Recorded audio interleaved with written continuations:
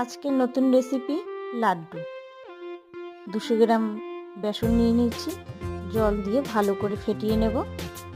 সামান্য একটু food colour দিয়ে দিলাম, ফাটানো হয়ে গেছে। এবার তেল ঢেলে বড়া আকারে বেসনগুলো আমি ভেজে তুলে নেব। খুব কড়া করে ভাজবো না, হালকা হালকা করে ভেজে তুলে নেব। সবকটা ভাজা হয়ে গেছে। এবার মিক্সি করে নিলাম সবগুলো। কালারটা কি সুন্দর হয়েছে বন্ধুরা। জল দিয়ে এবার 250 গ্রাম মতো চিনি দিয়ে এলাচ দিয়ে ভালো করে একটার মতো আসবে যখন, তখনই আমি এটা ঢেলে দিলাম। কাজু কিছু দিয়ে ভালো করে নেড়ে চেড়ে 2 চামচ ঘি দিয়ে দিলাম। ঘি দিয়ে একদম লাড্ডু আকারে হয়ে গেছে। লাড্ডু বানানো কেমন হয়েছে বন্ধুরা অবশ্যই জানাবেন।